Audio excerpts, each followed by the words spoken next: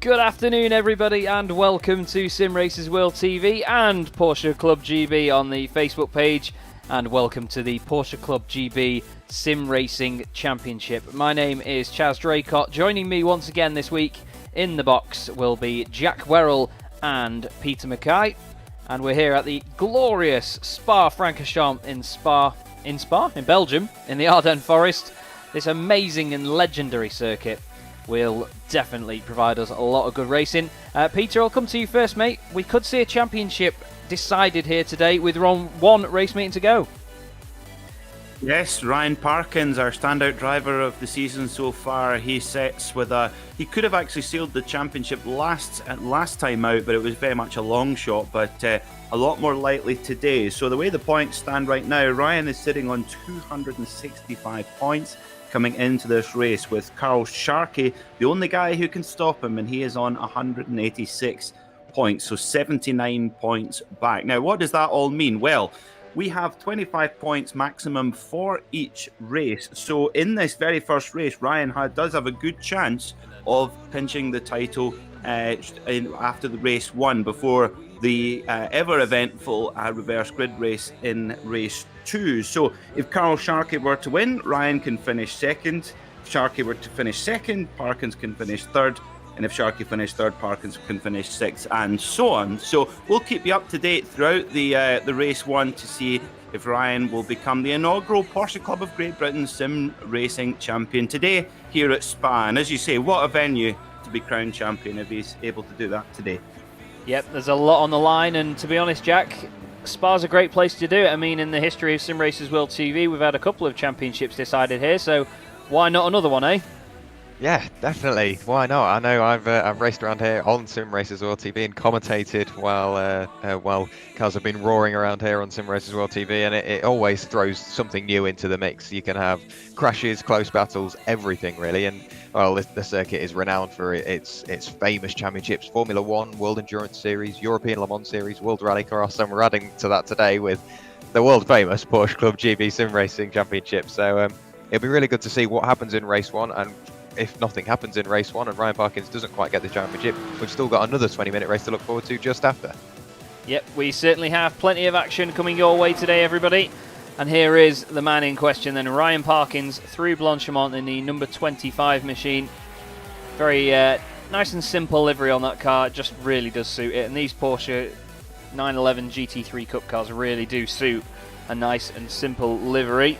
We've got Porsche Sport in the chat. Once again, Warren Parkins as well in here to, hopefully, for his sake, see Ryan crowned champion today. Here's Carl Sharkey, the one driver that can stop him, like Peter said, in the number 77, position 7 at the minute, but this, of course, is just practice, so these guys warming up. And to come back to you, Peter, I mean, we always do appreciate liveries, no matter what we're doing, and no matter what we're watching, but that Porsche Sport livery really does suit that car, doesn't it?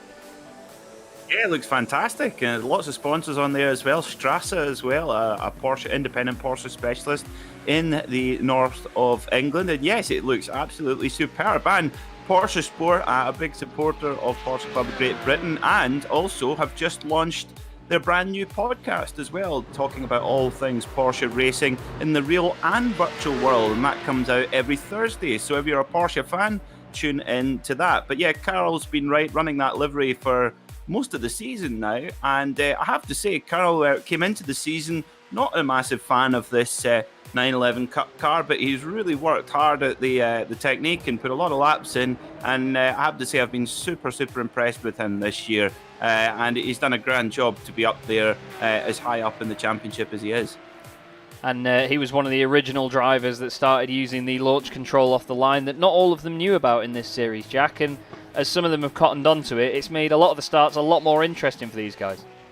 It really has. Specifically Zandvoort, I've got to say, it's quite a skinny start-finish line and pitch straight. So the utilisation of the launch control, it helped a couple of drivers, but maybe hindered a few as well. Because maybe if they didn't nail the launch, or they weren't expecting the car in front to well, not go anywhere, and it can very quickly lead to accidents. But if you get it right, and hopefully at Spa today it will produce a very, very tense lap one and going into the rest of the race. And we've got so much to look forward to. I'm not really sure whether I can name a specific bit, because obviously we've got the championship and then both the races and obviously qualifying. And we're looking at Johnny Elia at the moment, and he's been getting quicker and quicker and quicker throughout the season.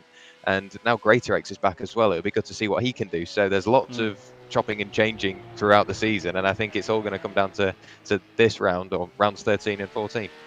And of course, Johnny Elia, not the only driver that has been in a yellow livery this season. That car definitely stands out.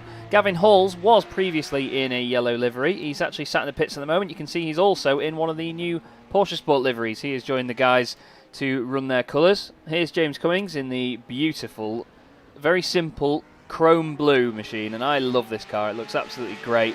Again, just proving that simple liveries work on these cars. Chris Bowie with the power of David Bowie on the bonnet, and the gold sort of tint on the usual black, red, silver and white Porsche racing colours. Looks great in that livery. They really does suit the car. Ryan Penny's back out with us today in the number 99 machine with Fletcher Aviation on the front and the beautiful metallic silver that he's got in there. It's almost like Nardo grey but turned metallic. Stuart Clark, another one, back out there in another classic livery, of course, for Porsche. And someone we saw a moment ago, Danny Jones. Oh, well, there you go. That's a perfect time to skip to it, isn't it, Peter? The Haribo car that we know and love. Kids and grown-ups love it so. So do we in the commentary box, but unfortunately, it looks like barriers love it so as well at the moment. Yeah, and Danny Jones, he has actually been on. He's had a busy week. I'm actually surprised to see him out today, because he was actually over at the Nürburgring Nordschleife this week. That's a strange one. Nice to slowly into. Yeah, it is an odd one, perhaps a technical failure of some description. But yes, Danny Jones was over at Nürburgring Nordschleife on a track day during the week in his 996 GT3, which I have to say, and in the wet as well. I have to say that car, the first ever GT3 that Porsche released, and it's notorious for being a bit of a handful. So yeah, I have to say, I take my hat off to him there for his bravery. But there was somebody there. He sent a photograph to the group in the paddock, saying that basically a picture of someone in one of these cars in real life, the 911 GT3 Cup car, in the wet at the Nürburgring Nordschleife. And we've talked a lot throughout the series about how much of a handful these cars can be. I have to say, and how valuable they are as well, of course. I have to say, one of these in the wet at the Nordschleife, well, makes me glad I'm a commentator. Yeah, I'm definitely with you on that one. I'm sure Jack's probably nodding in the background as well, because to be honest, I'd love to wrestle one of these things around in real life. Oh, it's Mark Bowe. There you go. There's a big hit. And that just shows you the nature of that curb. I was just going to mention it as he went down the hill, but he's sort of given us a prime example. Just as you run wide here, we'll show you in slow-mo, the entrance to that curb, you'll see it. It just sharpens up really quickly. The whole car hops off the ground, bounces, and it flicks it to the right. Sometimes you can get away with it and it'll just flick you straight, but look at that massive impact there, Jack. It just brings the whole car off the ground. It really does. I'm not quite sure how all the wheels remain connected, and I know the new damage model does its best to simulate the damage, but that would not be in the state it is. I've got to say that will probably be in slightly worse condition. Paul Rieger, another livery which I love. It's just it's a livery that suits the car, and it follows the body lines nicely as well. And it seems like no matter what you throw at a Porsche, it will tend to suit it, because there's lots of really nice liveries on show, and it's the colours as well, because obviously you've got the white, red and black, typical sort of Porsche factory colours, which you see a hell of a lot. But then, like we saw earlier, the Haribo livery, not something you'd necessarily associate with Porsche in any way, shape or form, but it just works. And this is another one of the factory liveries of the 911 RSR, the GTE, and that it just works. Porsche know exactly what they're doing when it comes to liveries. Yeah, they certainly do. And some of these drivers do as well. I mean, they're not usual liveries we get. Amrik Sashdev is one that I'm a fan of. with, of course, his company logo on the side of it, and the number 9 as he goes up Rouge and Radion. The cars disappear because practice is over, and now it is time for them to crack on with qualifying. We'll see who one of the first people. Ryan Parkins, one of the first people actually to jump in the car and get out. They're all gonna fling themselves at the circuit and see who can get on there. Dan Bathy is the first one out. Another livery that we love on that number 91 car, and the sacred branding all over it as well. But Spa, Peter, quite a long lap here, so while sometimes we do say, why don't you just wait a little bit and get some clear space in qualifying, around a lap as long as this, you need to get as many of them in as you can, because they've only got 25 minutes, but even still, that's not long, is it? No, it isn't. You're spot on there. We're looking at a lap time of around 2 minutes 21 for the ultimate pace, so yeah, even for the fastest guys, it's actually not that many opportunities. Also, the enforcement of track limits here at Spa is probably one of the fiercest anywhere on the iRacing service. As we see Ryan Parkins going straight on at the my apologies, I'm getting my Les Combes, I'm getting my corner names mixed up. So he's maybe just looking for a little bit of space. Let's see, does this happen on? Oh, I think he maybe. I think it might. Not careful. Yeah, I think it might have started to lock up a little bit there, and then he's just straight lined it instead. I think so. Yes, I think so.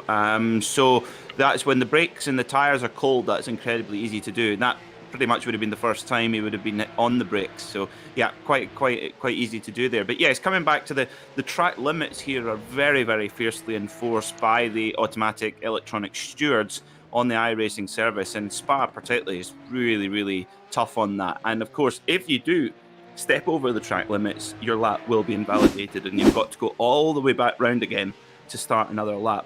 In particular, that accident where we saw Mark Bowe going off over the curb, that's the pull-on double left-hander, and that is really, really easy to run wide, and well, not even run wide, just step a wheel over and your lap's invalidated. So also here at Blanchimont, quite easy to run out wide on the curbing as well. So you're absolutely right. You've got to get out of pit lane quickly, get out there and start turning laps. Also, remember, it's a fixed setup as well.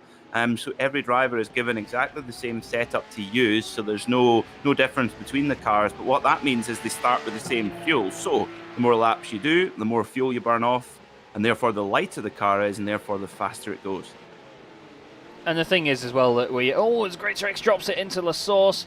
The thing that we've got to think about there is a lot of people, they don't believe in the world of sim racing in the same way that it simulates racing as sort of closely as it should do. But when you have to think about as many things as that when you're coming into a qualifying session, I'd say it gets pretty close, because racing drivers, obviously, they have a lot to think about when they're in the car, no matter what session they're in. If they're even in practice, they're just thinking about what data they're giving the team, what times they've got. They're thinking about how to look after the tyres, how to get used to the circuit. You can do all that in sim racing, and to be honest, Jack, it's part of the reason we love it, really, isn't it, that it does get so close like that now. And I mean, iRacing have also sort of teased the fact that very soon, I think in some series you do get it already, but you get limited tyre sets as well. So there's so many aspects to it that you've got to think about as a driver, aren't there? Yeah, there really is, and I know iRacing do a fabulous job of simulating as much as they can. The only thing they can't simulate is, well, if it goes wrong in a big way, you possibly risking your life going into a wall at immense speed. I think the closest you can get is maybe hurting your extremities, whether it be however strong your wheel is or whatever. But yeah, I think iRacing do a great job of that, and it's something that also just adds to the feel of it, as maybe not just as a driver but as a commentator and a spectator. It's as close as you can get to the real thing. There's nothing much more you can do. So it's a great replacement during the tricky periods we've been through as well. So I think it's done very, very well, and with the cars looking as good as they do, and obviously the graphics being as top notch as they can be, it's literally as close as you get. There's nothing else you can do. Certainly is, and iRacing, as you've seen, everybody, have really stepped up their game as of late with the reflections on the cars, the lighting, the shadows. Sometimes the shadows annoy me as a cinematographer, because you'll see as well in some cases where the cars are coming towards us, where one car has a shadow cast on it from the circuit, others don't have them in as much detail or as many of them, but that's just me being picky. They have actually also started simulating humidity recently in a visual perspective. So when the cars are a bit further away, you'll see, like in the background there, it's a little bit greyed out. You can visually see the humidity in the air, and especially when they're going up Radion over the top of the hill, you'll notice it as well. So we'll keep an eye on some of these guys here. This is Gavin Halls in the Porsche Sport livery, just going down the hill. But once he gets up Radion and over the top of the hill, have a quick look here in the background as they go down the straight, and you'll notice the humidity in the background, just over to the lefty screen. Now you see how it's like lightened up a bit, and it's little things like that, isn't it, Peter, that just adds to the immersion of it all. Yeah, the graphics are very impressive, and actually it's something that iRacing have probably not prioritised over the last little while. They've always been very much the simulator that's based on the dynamics of the vehicle, the tyre dynamics, the performance of each car. I believe they're the only simulator that actually laser scan tracks and laser scan cars, although could be wrong there. But yeah, it's never been the simulator that you go to for amazing visuals, and that's why you don't get rain simulation on iRacing for that reason. But as you say, they're now making as they reach they're now kind of at the law of diminishing returns, aren't they? The simulator is so advanced that they're now just tweaking these little fine details and just making the simulator even more complete than it already is. And from what we understand, there's also a lot of new kit coming to the simulator as well, with I believe a brand new LMP2 car, which I'm very excited about. Yes, there will be. They announced just yesterday that the Dallara will be part. I say the Dallara just because I don't know the entire model name of it, but I'm sure Jack and Peter will probably be correcting me very soon. But we've got Mark Baxter Jones off the circuit there in the gravel, and that car is definitely not camouflaged to sit in the gravel. We'll have a quick look at what happens to him. Amrik Sachdev's also had an issue in qualifying. Oh, just a bit hot there. Loses it on the brakes. We've seen that so many times this season that he needn't be too embarrassed about that one. Amrik Sachdev was off for apparently 11 seconds, so whether he's just going to pull over here... Oh, what has gone on there, Jack? That seems like some sort of hardware failure, or he just had his eyes off the screen for a minute. That was strange, wasn't it? Yeah, it's not something you really see, quite an odd place to have an incident. But let's have another look. Sorry about the replay flicking there, by the way. Going on to the Camel Straight, it's like, yeah, it's almost like he wasn't looking away, and it's not like he was hitting the brakes. I'm not sure, really. It's quite a weird one. Yeah, it's like he just looked away or got distracted and lost his concentration, but quite a weird little incident. The Dallara you were alluding to is the 2017 Dallara P217, there we go. New LMP2, which is closed top, so that's going to introduce something new as well, because the only LMP2 we've got in at the moment is the Honda Power Development. I'm not quite sure on the full name, but that is an open top. It's like the HPDA RX ZC01 HBDR something. It's just the longest name, so people could just call it the HPD. But I know what you mean. It's a completely different era of P2 car coming to iRacing, and I think there's not really many people that aren't excited to see that. I know that Peter as well, with his love of the endurance racing side of things, will be dribbling over that one, I'm sure, mate.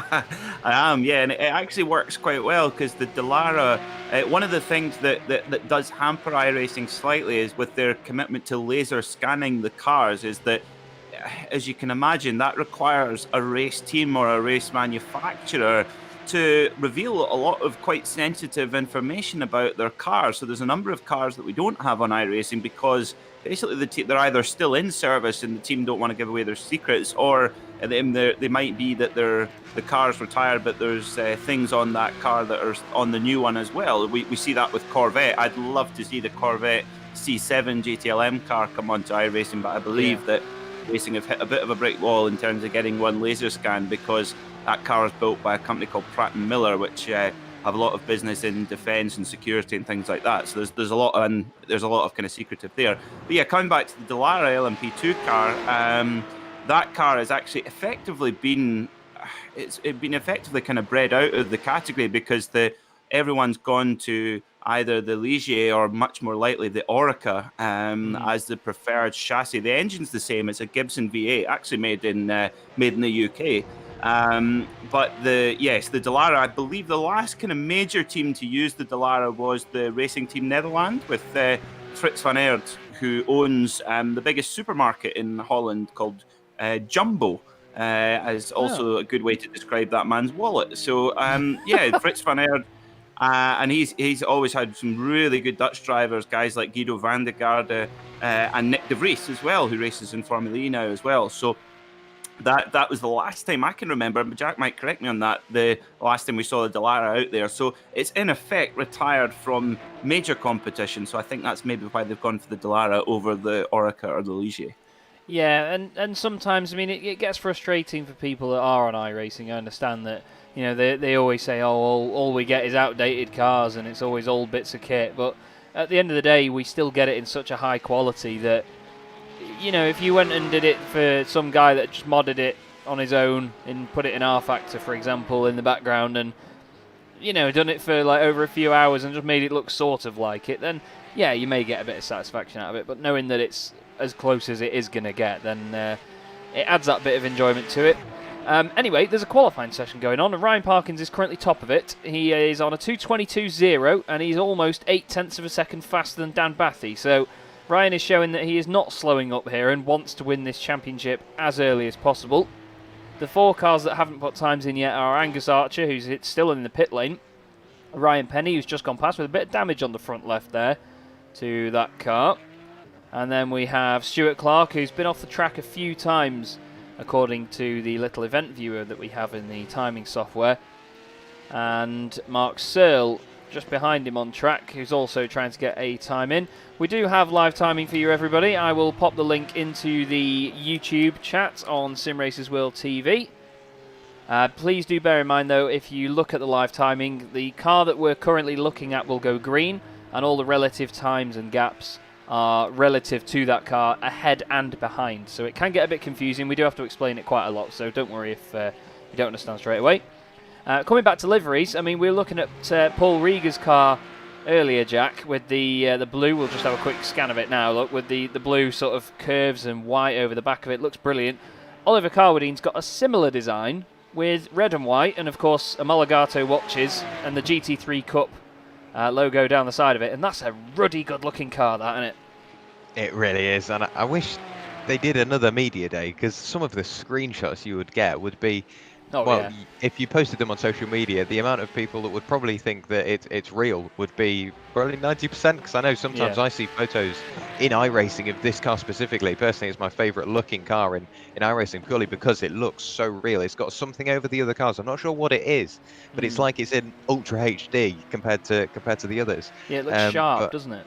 Yeah, I think that also helps the liveries really stand out, and it's nice to see the attention to detail, because not necessarily everybody made these paints themselves. But we're looking at Paul Stout now, and I'm guessing that he found this on Trading Paints, or he was just scrolling through one of the forums and it was posted in there. But it got to have been made by someone, and I love the fact the iRacing community put in the effort and give up their time just to make these cars look so much better, because we all know a good looking car is a quick car. Unless it's the 1997 Minardi from Formula 1, which was the best looking Formula 1 car ever made. Every single time. But it was really slow. So we're looking now at Austin Greatorex, who isn't really slow, going through Le Comte, the number 13. It's not been the most unlucky number for him this season. He's been doing very well. Gavin Halls, by the way, has improved his time and is 0.010 of a second off Ryan Parkins, so incredibly close at the top of the order. And I think that Gavin's going to give him a good run for his money around here tonight. I say tonight, this afternoon. I've been up early all day trying to move house, so leave me alone. Danny Jones in the Haribo car. He's not quite loving it so at the moment, but he's still pushing along in the number 5. Just coming into the latter part of the lap now is Danny. And as the season sort of winds down, Peter, these drivers are really going to be sort of clawing at anything for these final points, aren't they? Just to try and get further up the standings that little bit. Yeah, there is going to be a lot of that. Of course, it's not done yet, but Ryan Parkins is certainly in exactly the position he wants to be to claim this inaugural Porsche Club of Great Britain Sim Racing Championship. But there's a lot of other things to play for further down the order. You know, for example, Kyle Sharkey's 186 points. Austin Greatorex is on 154. Mark Phillips, our series organizer, 153. Mark Bowe, 123. So those top 5 positions behind Ryan are going to be really, really tight all the way down. And on the broadcast last week, Jack and I were talking about going to Brands Hatch. There's something about going to Brands Hatch for a final round, isn't there? And just how absolutely anything can happen, and it usually does. Now, while we've got Oliver Carradine on screen, I want to have a chat about, just on the back engine cover of that car, the number 80 machine, there is a pink elephant, and that is the logo of a particular beer, and fittingly, it's a Belgian beer. Delirium beer, there you go. It's and it will, a couple of those, and you will be delirious. I can attest to that, and it is very tasty indeed. Now, also, it looks like, is that a Stefan Beloff replica helmet he's got on? It looks very like it. Stefan Beloff, of course, who did very, very well at the wheel of Porsches and the wheel of the 956 and 962. In fact, 1984 won the Spa 1,000 kilometres here at this track alongside British endurance racing legend Derek Bell. Very interesting stuff. You will just see the overlay come up for a second on iRacing, everybody. Do bear with me one moment just while we get this to flash up, because I need to move the camera back into where it was. But the iRacing software doesn't like the dashboard on the timing software, so I may need to just reposition this. Oh, apologies. We're going to try and set the orient up. I just don't want to get it the wrong way around. It's any of these options on the right that you can see, but we'll get it sorted in just a moment. But yes, we have I believe that's the Stefan Beloff lid. You can only, of course, see the top half of it, but that is the one, isn't it, Peter? It is. Yeah, that's we're on board right now with Oliver Carradine, and it's amazing the detail inside this car, isn't it? It's anyone who's driven a real world GT3 car, but even the road version, it's so close as well. But these cup cars, sophisticated bit of kit, and every last detail is replicated here in iRacing. Just going to have a bit of an issue with the audio there. By the sounds of it, it's just crackling a little bit. When I open up the timing software program, it seems to have some sort of digital interference. The timing is just re-updated. There we go. Apologies for that. Everyone, I thought it was a good idea at the time, but there you go. These things happen when you're live on air and you try and change stuff. But we're 17 minutes into this session now. Gavin Halls has retaken the lead here, just outside of the 221s. He's on a 222.007. Ryan Parkins is back on track though, and he is currently wide at Blanchimont, but I believe this is his out lap. So who better to go on board with then than Ryan Parkins to take us round a lap of Spa during qualifying. Jack, take it away, mate. Take us on a lap of Spa with Ryan. Well, he's crossing the line now, changing up through the gears. There's fifth. He don't think he'll quite reach sixth before turn 1 of La Source. As wide as he can get through the compression, it's quite a tricky corner, is La Source. It's very easy to over-rotate the tail end of the car on the exit. Uses all the track, make sure he keeps out of the way or negotiates the traffic coming out of the pits. Now you've got to hug this wall, get as much aerodynamic benefit for what's about to happen. Over Eau Rouge into Radion, using all the curb you can, making sure not to unsettle the car to a great extent. Now your foot has got to go through the floor, through Kemmel Corner, down the Kemmel straight, in 6th gear.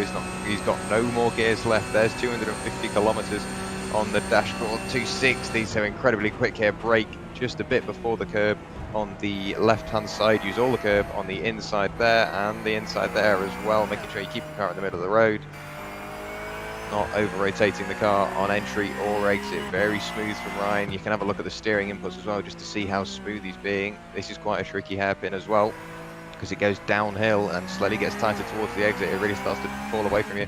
This corner as well, this left-hander, very tricky to get, or very tricky to keep clean, but it looks like Ryan just about keeps it within the track limits there. Quite easy to get off track now. Down the hill, this is where you've got to remember to brake that tad bit earlier because you're carrying that extra speed. And double apex left-hander, making sure you weave it in between the white lines and the curves. Avoid that very nasty curve on the right-hand side, which we saw a little earlier on.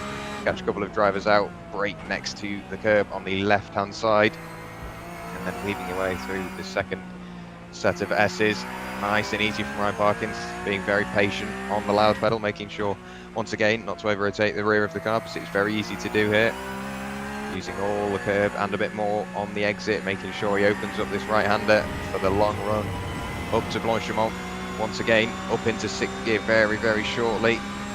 There it is. And now under the bridge, a slight little left-hand kink. And then I'm guessing it'll be a dab of brakes and get it turned in. There we go, down the gear as well. Oh, that's going to be very close to an off-track for Ryan Parkins. Now going into the bus stop, you've got to be very hard on the brakes here, making sure you don't lock a brake, because if you do, you will just end up going straight on, weaving between those very, very nasty sausage curbs around the final corner. And Ryan Parkins has completed a full lap of Spa. Let's see what he can do when he crosses the line now. Does he improve upon his fastest time so far? I don't think he does. No, he doesn't. He does a 2-minute 22.421, so 4/10 shy of where he needs to be. Yep, still looked like a quick lap though. There was a few moments where he was on the brakes and you could see it trying to break away and just oversteer. These guys run a very rearward brake bias on these cars. But as the fuel burns off, as Peter was mentioning earlier, the car will get lighter over a run. So if Ryan's not stressed his tyres out too much on that previous lap, he could be on for another quick one now. He's in the slipstream there of Ryan Penny, who's just trying to get out of the way. Whether that saves him time or loses him time, we'll have to see. But he's still pushing as hard as he can. Dan Bathy is currently 3rd. Austin Greatorex 4th. Johnny Elia up in 5th place, doing a good job so far. Car 8 is in position 8. Mark Baxter Jones just behind Carl Sharkey. Car 77, position 7 for him. And it's James Cummings and Paul Rieger rounding out your current top 10. But a bit further down the order, it's all a bit mixed up really here, Peter. And I think this is what Spa does, because it's a longer lap. Needs a bit more consistency from these guys, and it's tough to get a lap together. So we're going to see some very different pace to what we used to here, aren't we?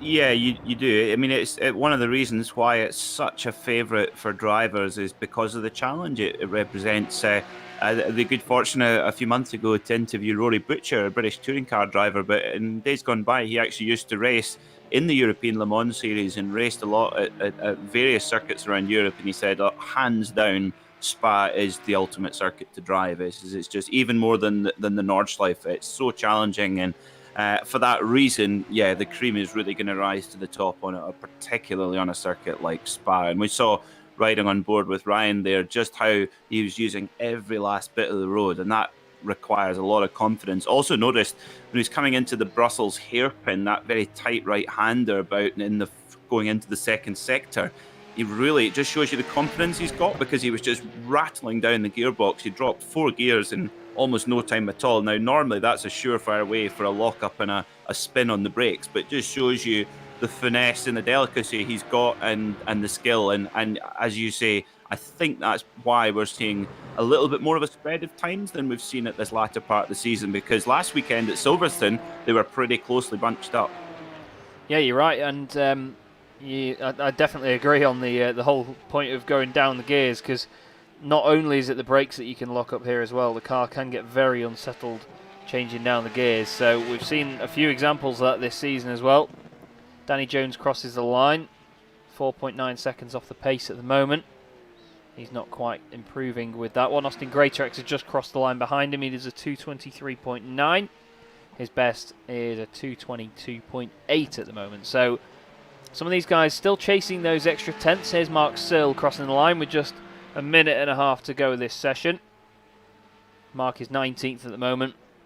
His best at 2:29.96. That was that lap last time round, but he didn't improve his position with that. Just trying to keep an eye out on who is coming towards the end of a lap. The next one to cross the line will be Dan Bathy by the look of it. He's just going to go up towards Blanchimont now. Interesting to see as well before that the lap, as Peter said, Ryan was using all of the circuit around that fast lap, and he still didn't get an incident point or abuse the track limits, and it still wasn't quick enough to beat Gavin Halls, which shows just why it's been exciting to watch Gavin come through. I mean, he showed great pace in the first couple of rounds, Jack, but just got caught up in really unlucky incidents as the season went on. But it seems that as time's gone on and he's been a bit more careful in the races and a bit more proactive in qualifying, he's really shown that he can fight with the best up there. Yeah, he has, and that will also come with the confidence in the car because obviously he's been spending more time behind the wheel of his 911 Cup car, and that can only come as a good thing because it means you get used to the handling of the car, and you also build up confidence within yourself. And we're now going into round 13, so everybody that's on the grid you will have raced with before, so you build that confidence and that trust between drivers to race closely, and I think that was that's key in these cars. And just to throw everybody's minds back to around 2 months ago at the Porsche Sport 2 Hours of Spa here on Simracersworld TV, there was a 4-car battle, all 911 Cup cars, 1 hour into the race between Josh Malin, Jeroen Kweekel, Steve Clays and Josh Cam, and they were battling door to door for 5, 10, maybe even 15 laps. And the confidence I saw there still hasn't ever, I've never seen it since. Please do go back and have a look through that stream, everybody, because it really is worth a watch. And that race was insane. And I'm guessing today, because it's a fixed setup, it will only get closer. Well, hopefully so. We're just watching the last few now. Danny Jones improves, but does not improve his position, I'm afraid. Mark Searle will be the next car to cross the line. He's just coming into the bus stop chicane now. He's done green sectors 1 and 3. There's 5 sectors around Spa Francorchamps on the timing screen. Always a bit hesitant on the throttle out of there, a bit tight on the exit. Crosses the line. Does he improve? He does, and he goes up a place as well. 228.1, so into 19th place there, just ahead of Ryan Penny. Dan Bathy has got a bit of the lap to do. James Cummings is halfway round a lap, it seems, and he did a purple sector. James Cummings has done the fastest final sector, as Dan Bathy's clearly got an incident point there and given up on that one. But yeah, James Cummings did a purple final sector last time round, and this time he's clearly not on a hot lap, but that'll be the end of the session there, Peter. But we saw that some of them really struggled to get a clean lap in, and I mean, Angus Archer didn't actually get a lap in the end. I think he might sit the first race out because he's still in the pit lane, but that was it was a good challenge for them, that. But Gavin Hall's beating Parkins to it. Yeah, I think we're going to be in for a real treat, a real battle between Gavin and Ryan. But we've seen it before. We saw it last weekend at Silverstone with Matthew Dorrington coming in for a one-off appearance. And Ryan chased him really hard for most of the race. And you could see just that last kind of 10-15% of the race just decided, look, I'm not chasing him for the championship. I'll just sit behind him and take the points. And that was very wise indeed. And well, it'll be interesting to see how the opening laps go. Gavin's got a lot of pace. They're both starting on the front row. And starting on the front row here at Spa is vital because the last source, the opening hairpin, well, we've seen, especially in Formula One, we've seen a lot of calamity going on there. It's so tight coming into there. So we'll need to watch for the opening hairpin for a lot of action. So, yep, and Gavin and Ryan, and certainly Ryan, when he's going for a championship, being on the front row is exactly where he needs to be. Yep, and I'm sure we're going to see a great fight for it. I believe it was Gavin Halls as well that won the practice race the other day. So Gavin will have all of the confidence now, especially just getting pole from Ryan as well, championship leader. I know that having a previous, even if it's in a warm-up session or anything, if you end up top of the standings, it just gives you that extra little boost that you need for the rest of your race meeting. So we've just got qualifying finishing now. Then the session is just rounding up. It just gives a few minutes, and of course, because of the long nature of a lap at Spa, we have to wait a little bit just for it to tick over fully. But we will have the grid for you in just a moment. Practice, of course, was not a straightforward affair for all these guys either. And then qualifying made it a little bit difficult in places. So here is your starting grid then. Gavin Halls on pole position from Ryan Parkins. Then we have Dan Bathy and Austin Greatorex on row 2. Johnny Elia and Mark Phillips on row 3. Carl Sharkey, he's 7th on the grid and needs to get right behind Ryan Parkins if he wants to hold on to that championship. Mark Baxter-Jones is 8th with James Cummings 9th. Paul Rieger, followed by Oliver Carwadine, Chris Bowie. Then we have Mark Bowe, Stuart Clark, Paul Stout, Amrik Sachdev, Danny Jones, Carl Hazelton, Mark Searle, Ryan Penny, Andrew Marston, Angus Archer. And that will round out the field. But the guys are getting ready to go. The lights are coming on. And round 13 of the Porsche Club GB Sim Racing Series is go. And Ryan Parkins gets a terrible jump off the line. Whether he did that to sort of spice up the championship with with Carl Sharkey or not, we'll have to wait and see. There's contact though. Baxter Jones is sideways. What a car to click on, Chaz. Nicely chosen. Mark Bowe makes contact as well. Does that Stuart Clark around? It is. On the exit of La Source, not the place to be around. Gavin Halls though leads them down the hill, and just behind Carl Sharkey and Johnny Ely are side by side. And funnily enough, Parkins, after that poor start here, Jack, is right behind his championship rival. He is indeed, but he's got a nice 20-minute race to make up any loose fortunes. But at the moment, Dan Bathy currently in second position, chasing down Gavin Halls, and Gavin Halls has made good his escape at the moment. 7 tenths between the pair of them. Everybody's chopping and changing, dicing from left to right of the circuit just to see who can get the position going into the S's. That's Johnny Elias slowly dropping back as well. That was Ryan Parkins squeezing his way up the inside. So Ryan Parkins, he's gone from second down to sixth, and he's trying to do everything he can to work his way back up through the order. But Greater X is in a good position as well. He's gained a position. Mark Phillips has gained 2. Carl Sharkey has gained 2. More importantly, Ryan Parkins has lost 4, so he will really have the pressure on, because we've got to remember, although he is behind Carl Sharkey, I think mathematically he would still win the championship if he stayed where it was. This is Paul Rieger sideways off the circuit coming out of the Brussels Airport. Let's just see what happened. He's gone very wide. I think he may have even lit up the rears a tiny bit, and it over-rotated the car, done the sensible thing, held the brakes and stopped to make sure he doesn't get in anybody's way. But look at this, Chaz. Carl Sharkey under pressure from Ryan Parkins. Yep, and Ryan is right back on it, and we'll have to have a word with him afterwards, because, I mean, you know as much as I do, Peter, that Ryan, he's a proper showman, and he loves the great racing, and he's helping out a lot of these guys in the championship get used to the car. And it actually wouldn't surprise me if he did drop back at the start, just to have a bit of a race with Carl Sharkey. What do you reckon? No, definitely not. I think it's nerves, actually. I spoke to Ryan earlier on this morning, and he's been running over the permutations in his head all week. This means a lot to him. Make no mistake, this is the first ever Porsche Club of Great Britain Sim Racing Championship, and from what I understand, there's big plans for Season 2 as well, and this championship is growing so quickly, so to win in this class of field is a big deal. So I suspect it's maybe just a wee bit of nerves coming in there as well, which is totally understandable, but as it stands, this is, Jack, you're absolutely right, this would be good enough. So if Sharkey were to finish 5th, Ryan Parkins can finish 9th. So at the moment, this is good enough, and I'm sure he'll know that. Oh, Angus Archer's had an issue, by the way.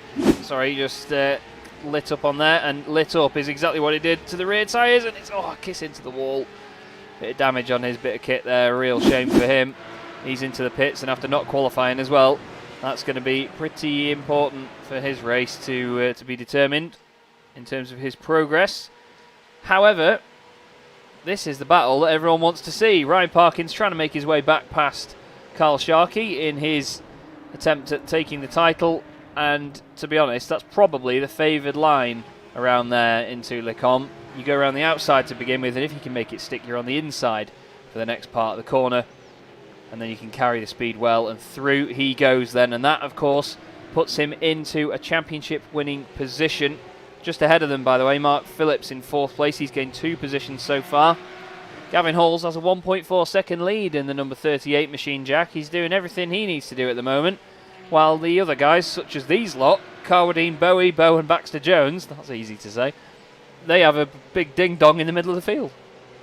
They really do. Carwadine leading the way just about, though, because you can see James Cummings is up the road, and if he's not careful, he'll become part of the battle through no fault of his own. But look at that. This is very much similar to the Porsche Sport 2 Hours of Spa. 4 cars nose to tail, side by side every now and then. And you can just see how planted some of these cars look occasionally, but don't be fooled, because you put your foot down just a fraction of a second too early and you will over-rotate the rear end of the car.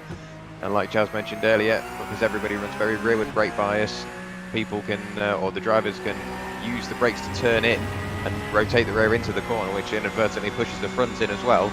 But if you overdo that, overestimate what you can do, it will leave you facing backwards. And we've already seen a couple of people fall foul of that. Mark Bowe running quite a wide line there. I'm not quite sure what the strat was for him. He's got Baxter Jones behind him, so he don't want to make himself too vulnerable. He does get the better run going through Francorchamps into the bus stop. Let's see what he can do. He's looking to the outside of Chris Bowie. I wasn't thinking he was going to go for it, but he puts his nose there.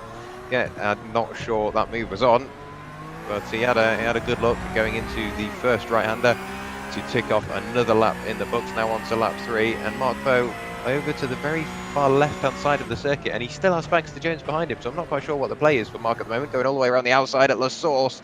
I don't think he'll make that work. He won't.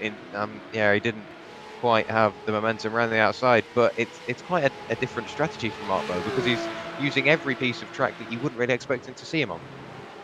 No, he's giving everything a go that he can at the moment, and that's what these drivers have to do. It's close, by the way, between Parkins and Mark Phillips. Mark is, well, not really putting up too much of a fight. Looks like Ryan Parkins got a very good run out of there. We'll just have a quick look at how he did that. Mark Bowe has got past Chris Bowie, and again, the slipstream putting pace out. Look at that, down the inside of Carwadine as well. Carwadine turns in, though. Woohoo, very close stuff there.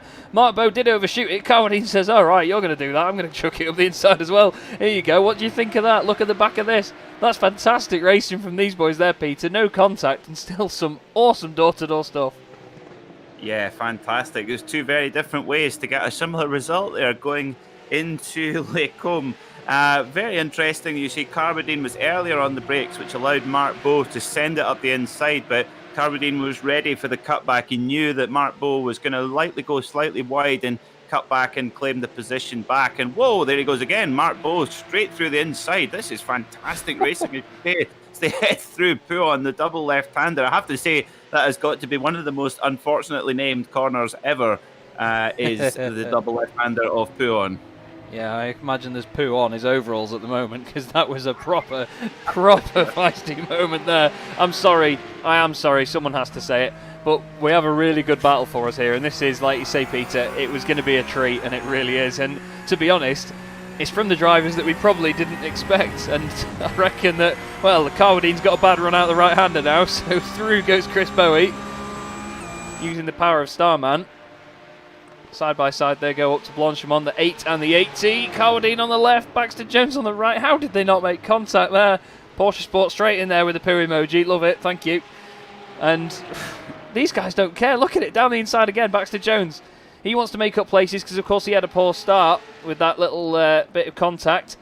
Carwadine was a bit wide there. Oh, he's lit up the rears, and into him goes Paul Stout. Oh, that's exaggeration. And Danny Jones just misses it in the Haribo car.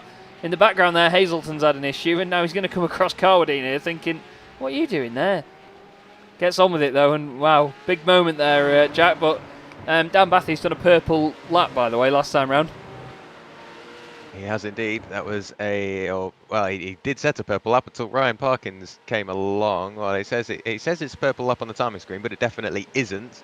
So yeah, you were correct. Dan Bathy set a 2-minute 22.27, so that is very much qualifying time. So Dan Bathy looking to make inroads into the lead of Gavin Halls, and he has done just that. He's just got to the second margin. I saw it dip below a little bit, but what that battle that we were just looking at with Carwadine, although it has dissipated, it's still just about there for the people that were in front of him. Chris Bowie, followed by Mark Baxter Jones. Paul Stout is still there as well. No, sorry, Paul Stout has dropped back, but there's still almost a 3-4 car battle there. Mark Bowe, Chris Bowie, Mark Baxter Jones, and I think with a mistake, James Cummings will be part of it as well. Well, that's it. One tiny little change like that, and it can really open up a battle and give us a hell of a lot more to look at as well. And these guys are really putting on a good soap opera for us at the moment.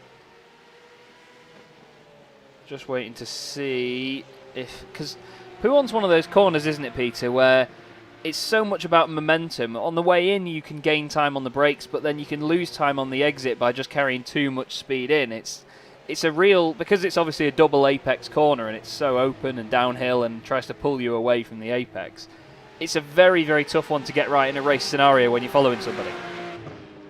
Yeah, I mean, to think that the Formula One cars are taking that virtually flat at 180 miles an hour, but that is utterly terrifying. But the thing is, with the amount of aerodynamics that those cars have, they basically pin it down and basically hold on for dear life, a bit like being in a bit of Skeletric car with magnets underneath. In these cars, completely different. Like you say, momentum is a big, big part of it. And using the characteristics of the car, you've got the engine, you've got a very odd balance, with the engine being right in the rear of the car, and that weight transfer can sometimes overtake you quite quickly. So that's important. However, they do have fantastic out-of-corner drive grip because of that weight over the back wheels. They kind of just squishes the rear end down and off it goes. Anyone who's driven a 911, even on the road, will know exactly what I'm talking about. So basically that's why you get so many guys who are specialists in this car, because Well, it just requires such a unique driving style, and round that corner, like you say, carrying that momentum and that finesse round that corner is really, really difficult. Yeah, there's a lot to think about when you're driving these cars at pace and in anger. These guys are doing a great job at the moment of making it an entertaining one as well. Ryan Parkins, by the way. Oh, Oliver Carwadine's come in the pit lane. There's damage to the front of that car, so Oliver Carwadine has had an issue somewhere. Now, I don't think that was from earlier. Or was it, actually? I think, yeah, it may have taken its toll now at this point. Ryan Parkins, 1.2 seconds behind Austin Greatorex. There is the gap. There is the Quantum Racing livery just ahead that you can definitely not miss, especially around a circuit as scenic and green as Spa. It certainly stands out against the trees. But halfway through this race, Jack, and at the moment, Parkins has given himself a task, but the top few have actually spread out a lot more than we usually see in this championship. They have, and I think that, that's Paul Stout backwards into the Brussels hairpin on the gravel. Gets it going again, stays out of the way of Amrik Sachdev, and continues on. Quite an odd incident. Is this what I'd expect to see? Oh no, I think there's contact between Danny Jones. There is. I think both cars going for the same piece of tarmac.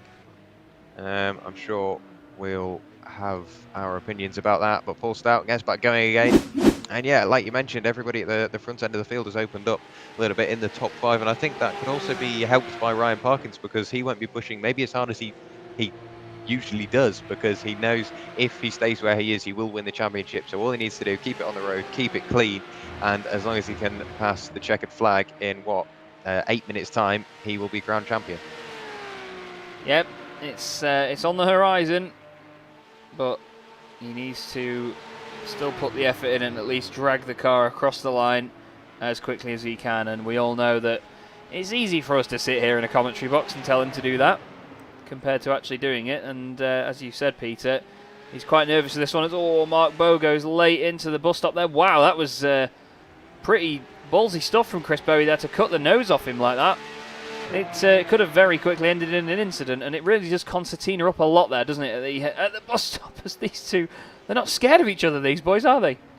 This is a great battle. This is absolutely fantastic. It's more like, oh no, Bowie, no! Just on the gas that little bit early with a little bit too much steering lock, and these cars, they just rip your head off if you just take any kind of liberty with them. There, yeah, you could see that there. He had steering lock on, puts the throttle in, and the car goes, nope, not today, son, and round he goes. But still, we've got Baxter Jones and Bowe. Look at Bowe in the draft here, getting the boogie along. Here he goes, side by side down the Kemmel Straight. This is like Mika Hakkinen and Michael Schumacher many moons ago. Baxter Jones hard on the anchors there, climbs the curb and takes the position. Brilliant stuff. But yeah, just coming back to Ryan Parkins, trying to close this championship out. I can imagine, like you say, it's so easy for us up here in the commentary box, but I can imagine he'll be nervous behind the wheel of that car, but he's doing just a grand job. And again, he's done this so many times this season, done what he's needed to do at the right times, just executed exactly what he needed, not overdriving, doing very, very well indeed. And I'm sure Ryan's #1 fan, Kate at ARI Crew, you'll see those logos on the back of his car. I'm sure she'll be watching to see Ryan crowned Porsche Club of Great Britain Sim Racing Champion, and thoroughly deserved it will be too. Definitely, I suppose you could say he's doing a great job. Anyway, Mark Bowe is still chasing down Baxter Jones.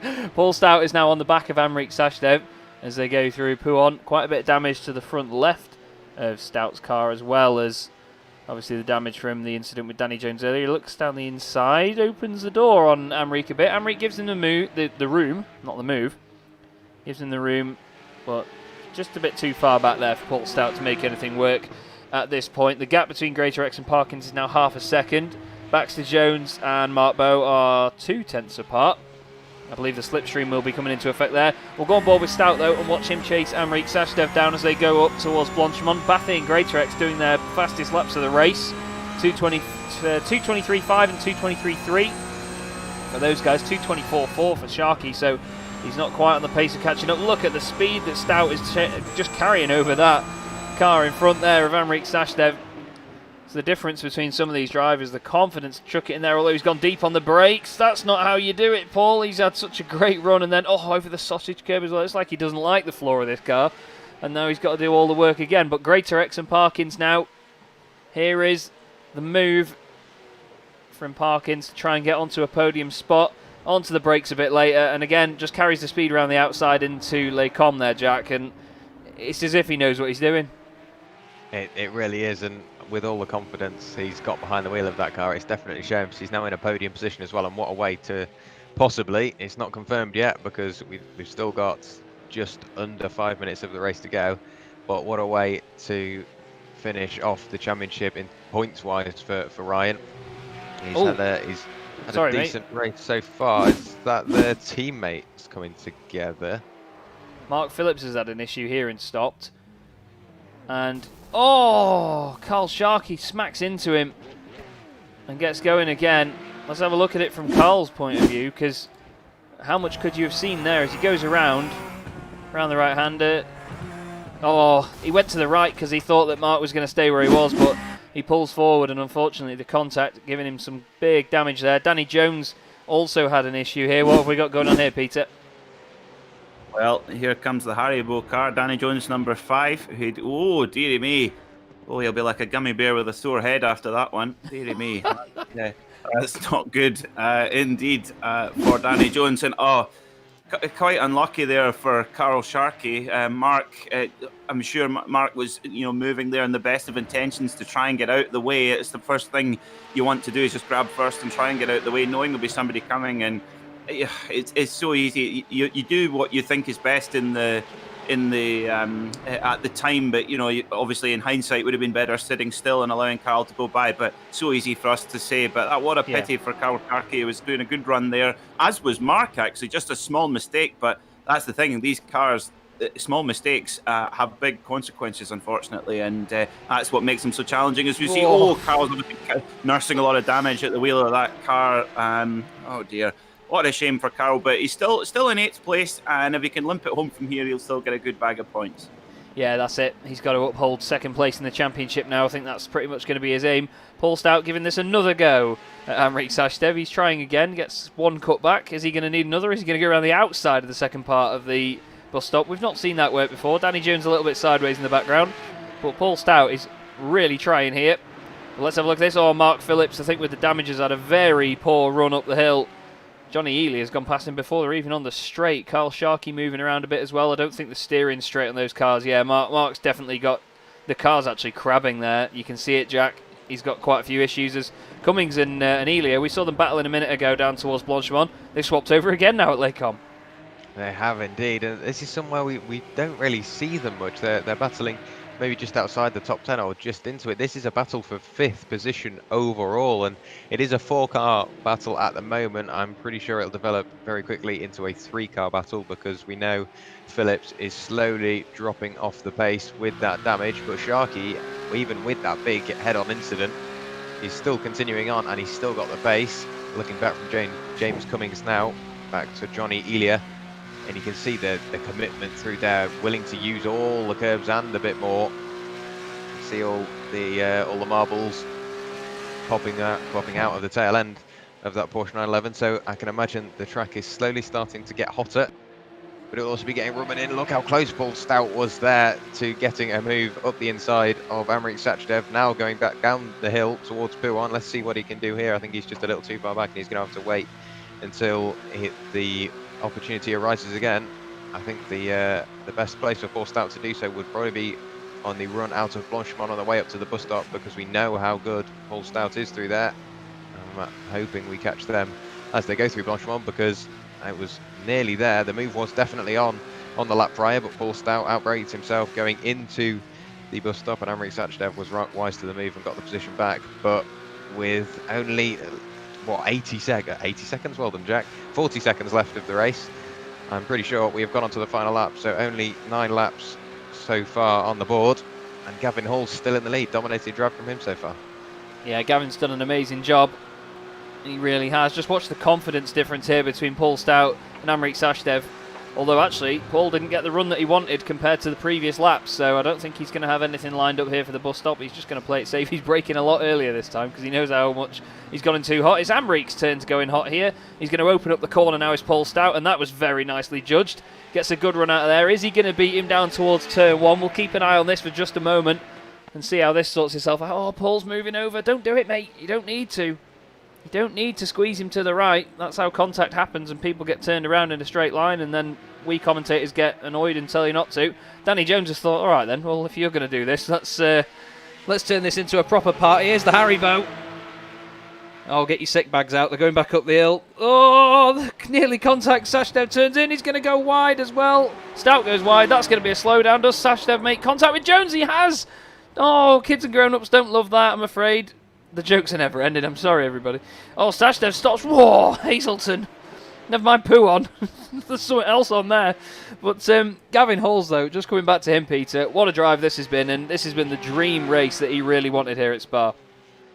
Yeah, this has kind of been in the works all season, actually. You know, Gavin's had race-winning pace from the very first round at Donington Park, but as we've talked about a little bit on the broadcast, it just hasn't quite come together. He's just gotten involved in a few unfortunate incidents, and it's put him on the back foot, but he's been really, really quick. He's a big, big fan of Spa, as many people are, but a very vocal advocate for the Spa circuit, and been really quick all week in practice and qualifying, and this is a thoroughly deserved drive. It's very classy, flashing the lights as he comes into the bus stops. Chicane for the last time. It's going to be a thoroughly deserved first win of the season. It really is. And round 13 of the championship. Unlucky for some, but not for Gavin Halls. Newly in the Porsche Sport livery as well. Gets the win. Dan Bathy second. And Ryan Parkins, everybody, is your Porsche Club of Great Britain Sim Racing Championship champion. What a very deserving champion. And, well, he flashing the lights also as he came across the line. They're all going to do donuts together, Jack, but what a brilliant drive by Gavin. What a great season by Ryan Parkins. And it's not over yet. We've still got another race as we... Mark Phillips has had an issue, actually. Yeah, everybody celebrating as they cross the line, but let's have a look back. Oh, that's Mark Phillips collecting Mark Bowe. I think they were both once again going for the same piece of tarmac. So another position loss for Mark Phillips. Eventually crosses the line, P10. We're now looking at Paul Stout, currently in 13th position. And yeah, great job by Ryan Parkins. Definitely deserved the win. Constant turnout of good results. Just having a bit of a hug with Greater X at the end of the end of the race, and we've still got another 20-minute race to go. So lots of fun. Oh well, that's not appropriate, is it? That's not on. I know you were having a kiss and a cuddle, but come on. That's Discovery Channel. That's Discovery Channel stuff right there, everybody. Danny Jones, though, I want to go back to that moment. I mean, we will come back to Ryan Parkins and the championship in a moment, but so here's the Paul Stout view of this going on. And Danny Jones was... Actually, I tell you what, we'll go on board with Danny Jones because he, of course, had the battle going on in front of him here. And Sashdev goes to turn in as normal. You'll see there. And then he realises, goes a bit straight. Obviously runs wide. And then I think he's lost it. Oh, it's a big hit against Danny's car. And the contact, of course, then puts Sashdev over to the other side of the circuit as well. And Carl Hazelton, my goodness me. He must have come up the hill and thought... I never knew a Rouge and Radion was a chicane. Flipping heck. It's like... Oh, I can't begin to tell you how scary that would be. But we have the race results for you then. And finally, Ryan Parkins has won the championship with that third place. But Gavin Halls, what a drive in that race. And a deserving winner, 3.8 seconds from Dan Bathy, who was very under the radar. We didn't really cover much of Dan's race. But again, sometimes no news is good news. Ryan Parkins, your new champion in the number 25 car. Austin Greatorex finishing in 4th, with James Cummings in 5th. That was a good recovery in the end. That Johnny Elia finishes 6th in number 688, with Carl Sharkey, car 77, position 7, and Mark Baxter-Jones, car 8, position 8 as well, after his issue at the start. So a good recovery there. Mark Bowe finished in 9th, just ahead of Mark Phillips after some damage, of course, ending his race with his spin halfway through in quite a different style to how he would have imagined it. Chris Bowie finishing 11th with Stuart Clark in 12th. Paul Stout 13th with Carl Hazelton 14th. Danny Jones in 15th place, followed by Ryan Penny and Amrik Sashdev, with Oliver Carwadine in 18th position. Then we have Andrew Marston, Mark Searle rounding out the top 20, Angus Archer 21st, and Paul Rieger in 22nd. But all cars finishing on the lead lap, which is what we love to see. Don't quite think we've had that all season, but we have, of course, the reverse grid race coming up for you in not too long. So if you give us about, I'd say, 5-10 minutes, the guys will get everybody into the session and we'll get things underway. But race 2 will be coming up very shortly with myself, Chaz Draycott, Jack Werrell and Peter MacKay on Simracersworld TV. Do not go away.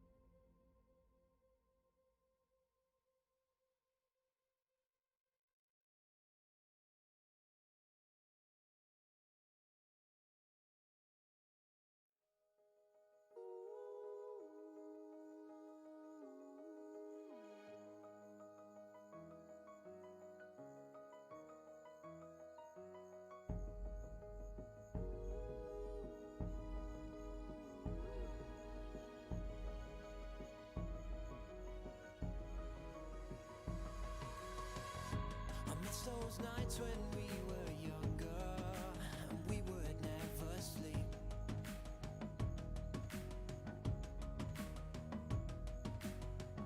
So let's forget about tomorrow and live for tonight while we're free.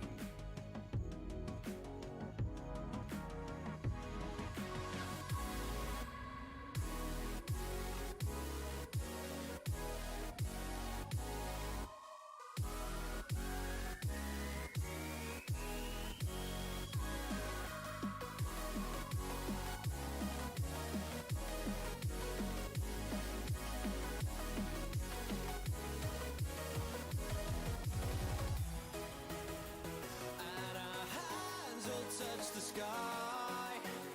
Tonight we're coming alive.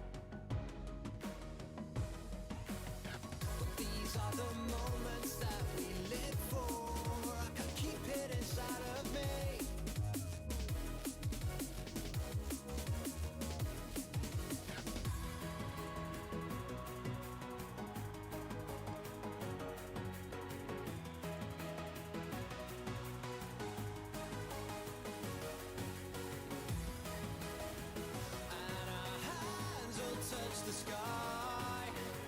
Tonight we're coming alive.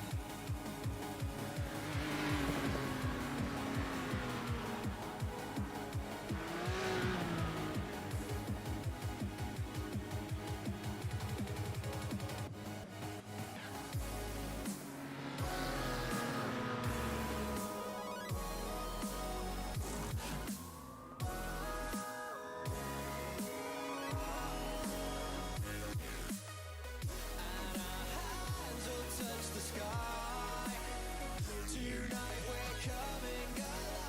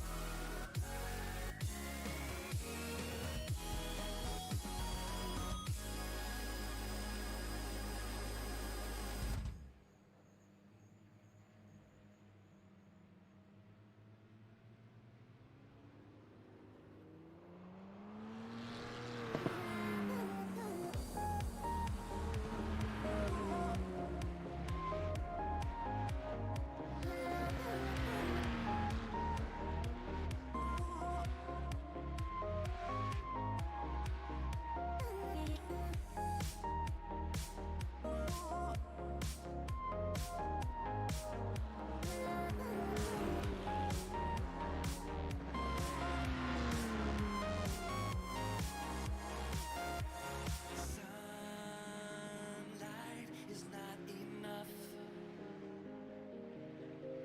We could burn like a flame through the atmosphere. Yeah. Starlight, it's calling us. We'll just be back in a moment, everybody. We're just waiting for everyone to get loaded into the session. With it being Spa Francorchamps and being quite a large circuit on iRacing, it can take a little bit longer than usual sometimes. But we have everything ready to go. And we'll be back with Jack and Peter in just a minute.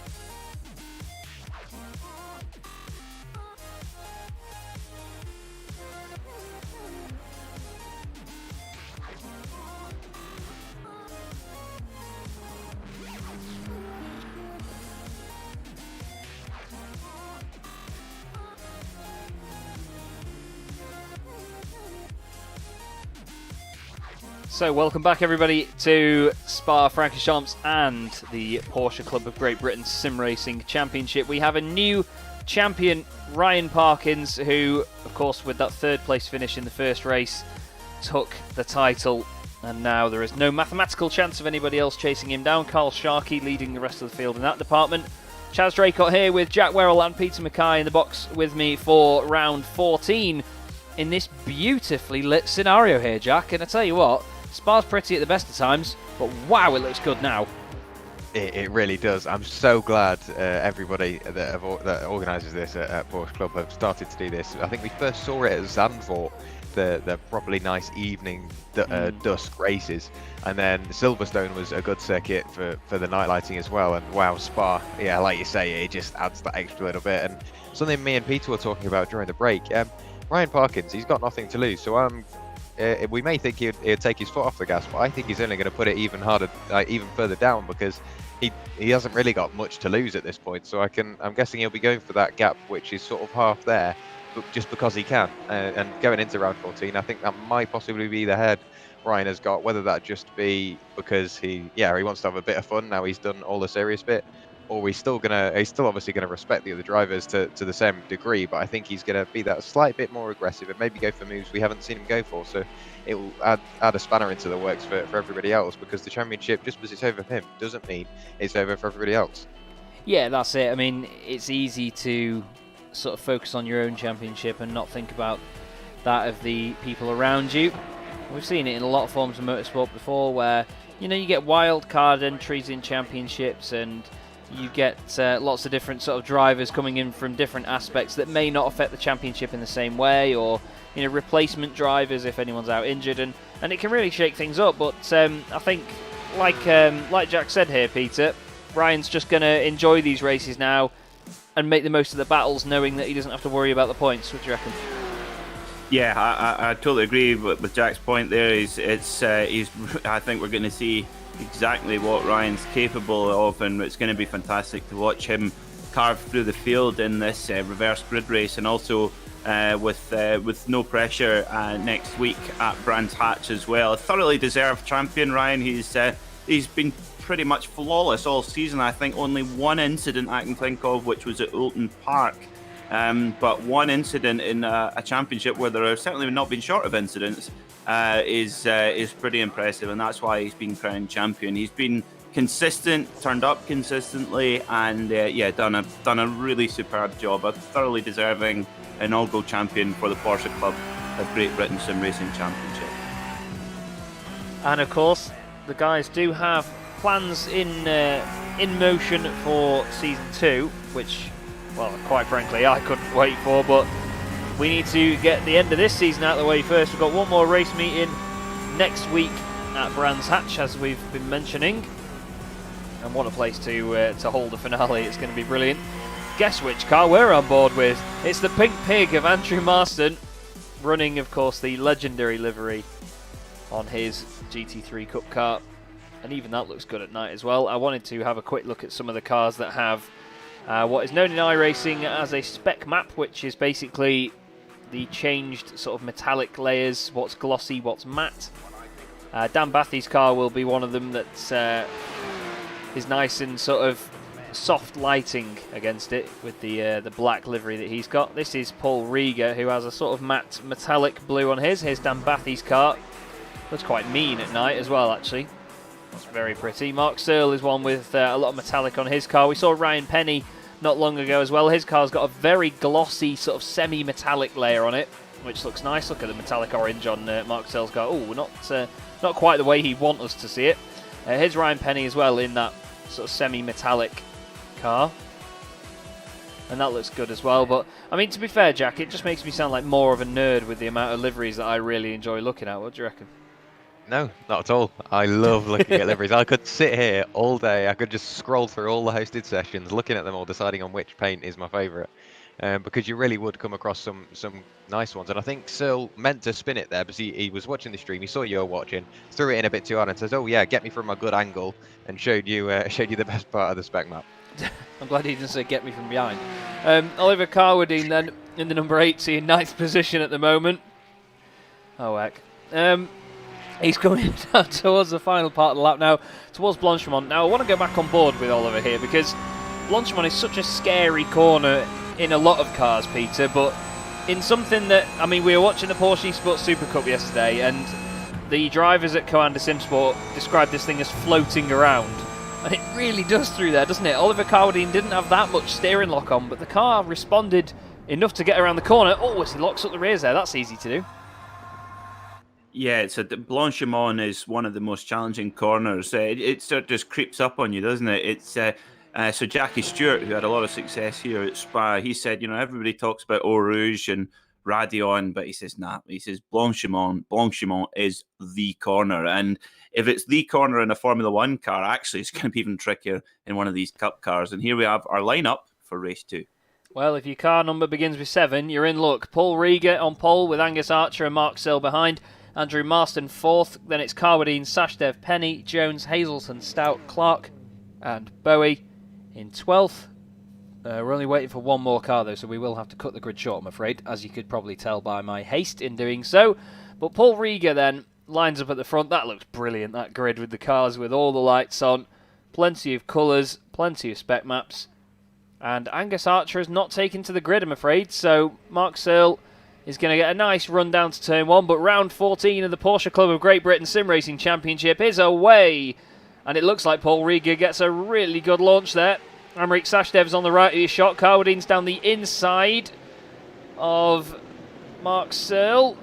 Nicely done. Sorry, it was Andrew Marston, wasn't it, that would have got the clean run. Oh, a bit of contact with Mark Searle there. Looks like Chris Bowie's off. Oh no, he's just off on the outside. That's because of the runoff area. Amrik Sashdev there was trying to click furiously to try and find him. Sashdev just in the mix here. We'll have a look back from the gearbox cam. Oh, there's contact. Wow, look at that Searle. He's been flown off the circuit there. Oh, there's a car around in the middle. There's a car around in the middle. There's chaos. There's Chris Bowie. It doesn't look like that much chaos, but there was people all over the place trying to avoid him. Look at this big group of cars here, Jack. And once again, reverse grid race. It kicked off.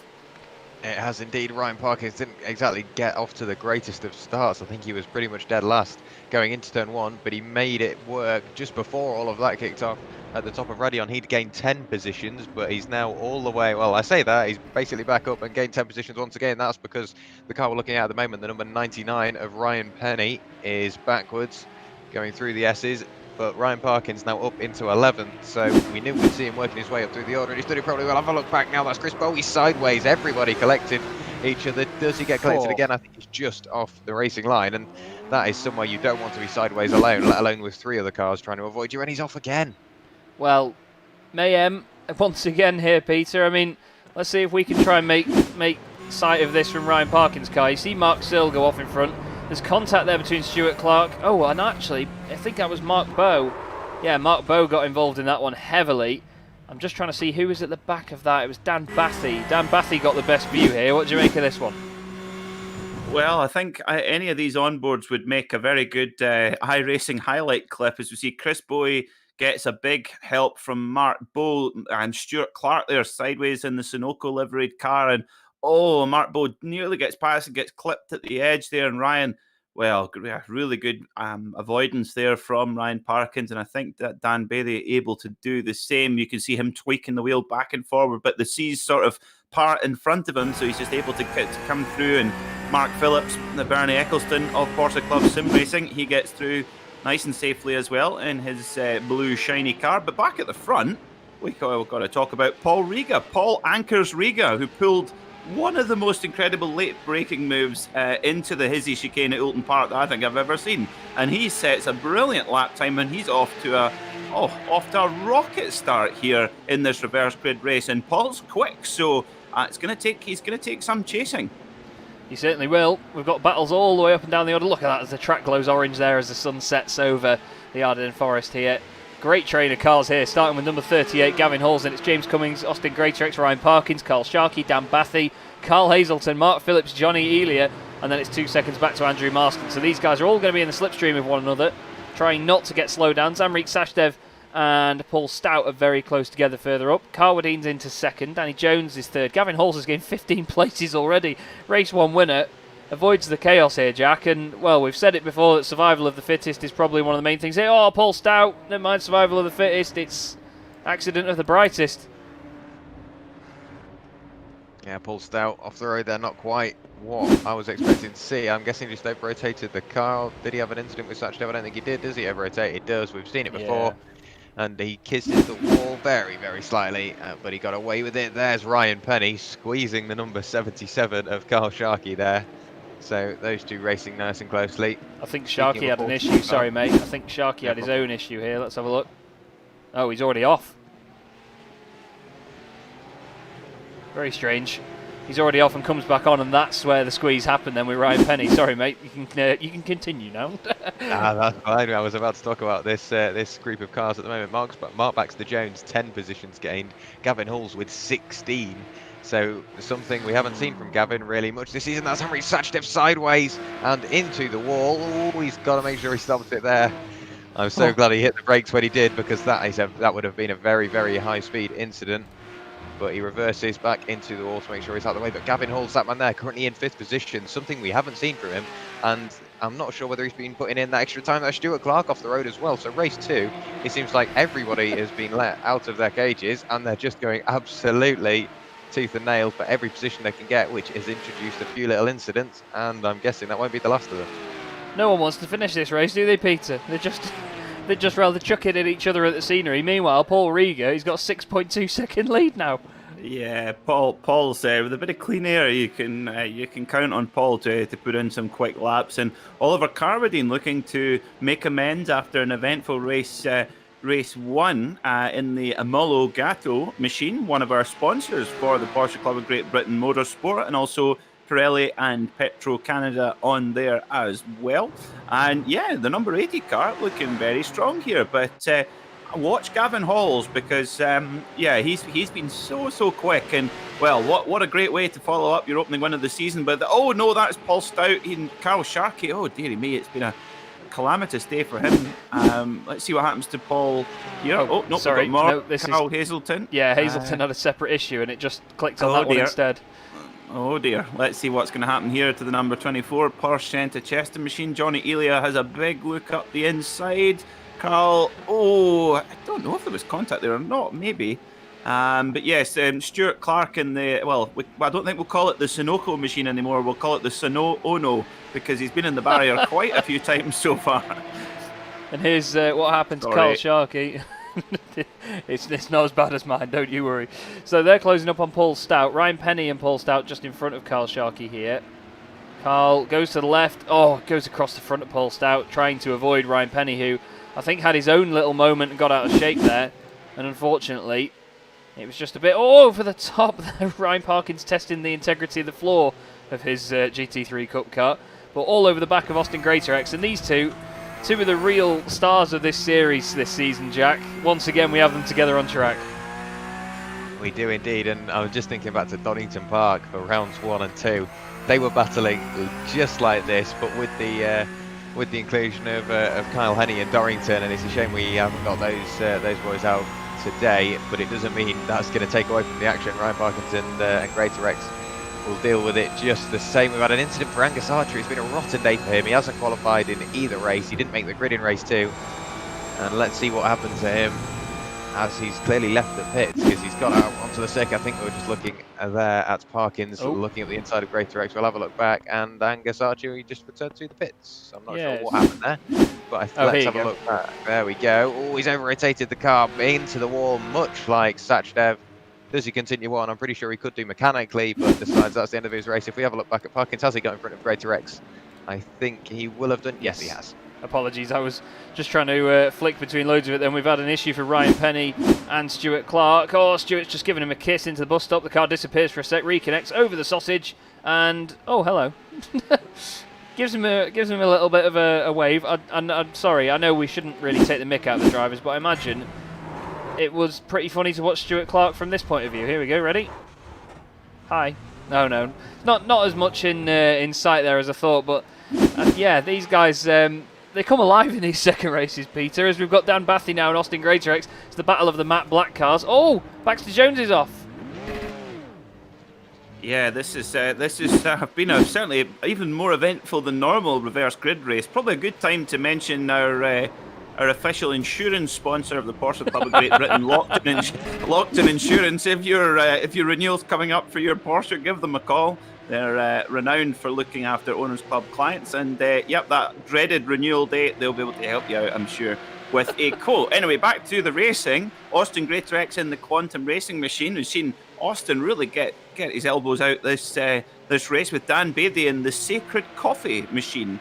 And that's what a great sponsor to have a coffee sponsor. That's what it looks like. And I tell you what, I think that might be my favourite looking car. It's a really close replica of the Earl Bamber Motorsport with the Silver Fern of New Zealand. Looks very cool, that car.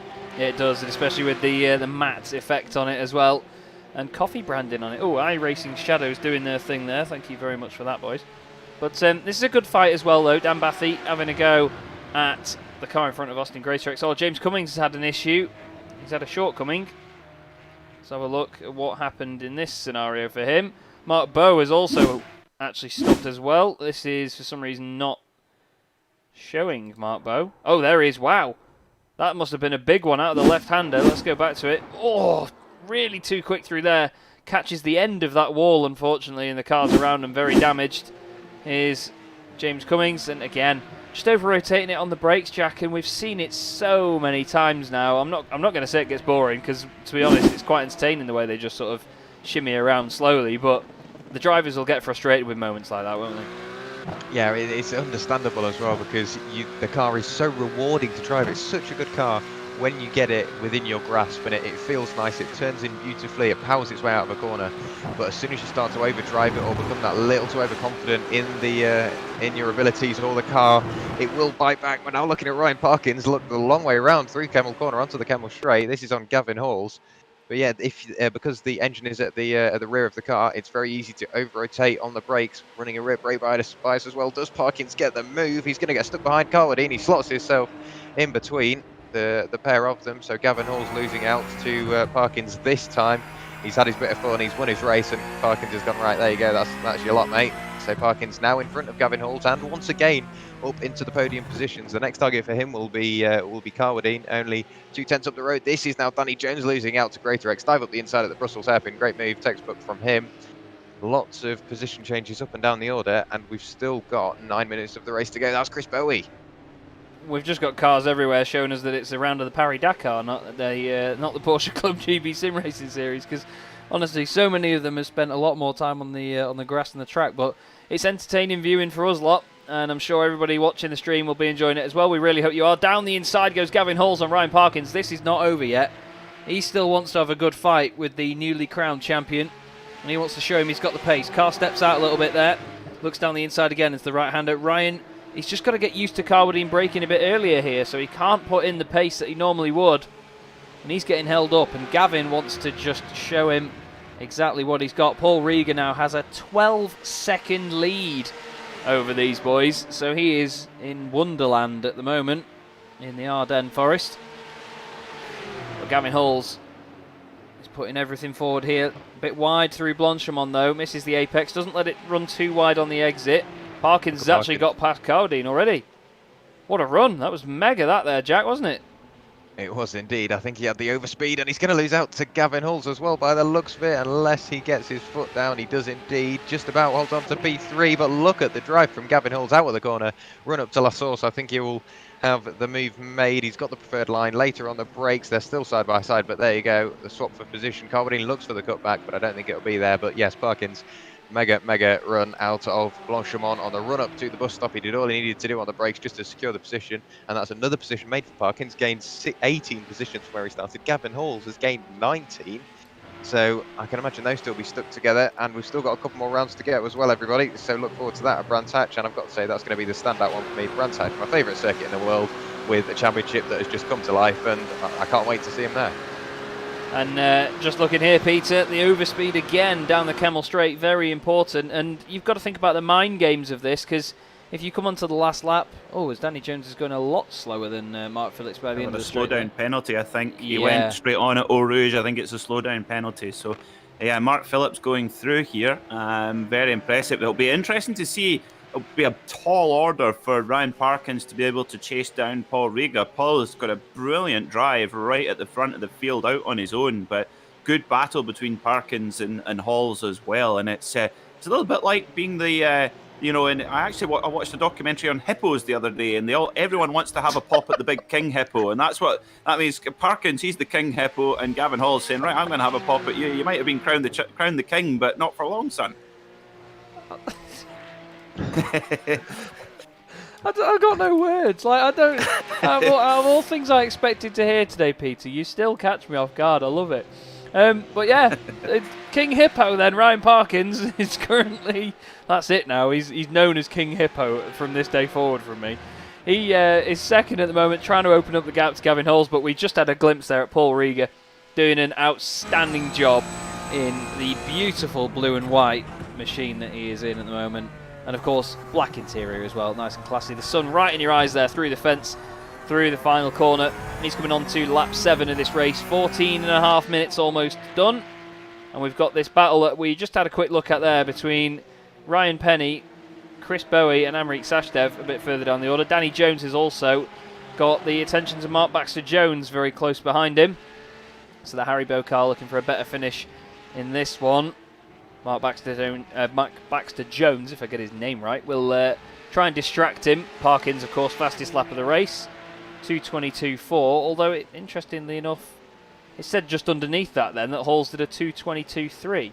So, not quite sure. Actually, I don't think it was a valid lap time because it doesn't count as his best. So, yeah, I think that was with an incident point included there. So Parkins does the fastest lap of the race on a clean lap, 2:22.4. Very well done from him, and it's what we've come to expect. Let's go on the gearbox cam again up the hill just to see the overspeed, but looks like Baxter-Jones is quite far back there to be able to get a run. He'll still get a bit of an advantage from it because the slipstream does stretch out quite far in these cars.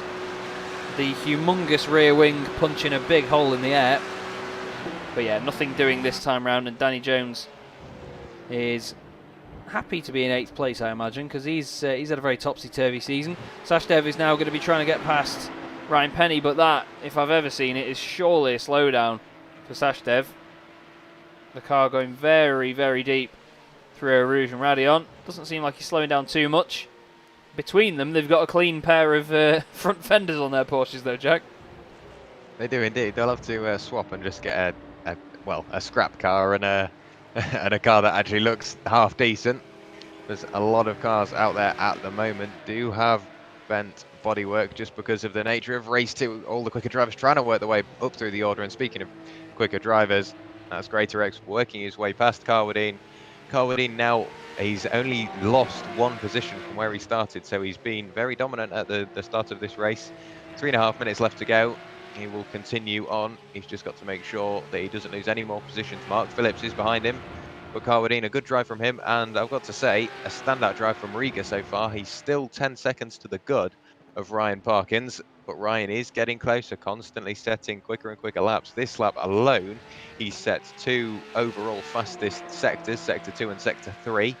So we'll see what happens to Ryan as soon as he crosses the line, whether that will be another fastest lap of the race. But he's taken that gap from Paul Rieger.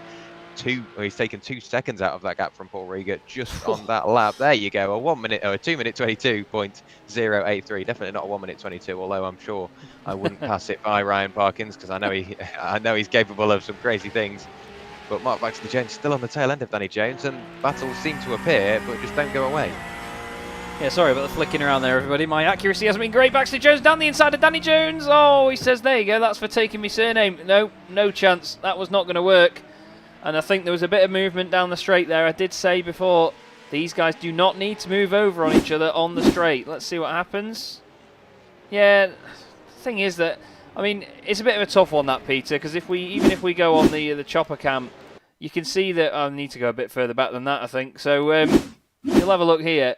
Baxter-Jones goes over to the right, but then he just makes a little kink to the left, and that's what causes the contact. What do you make of it?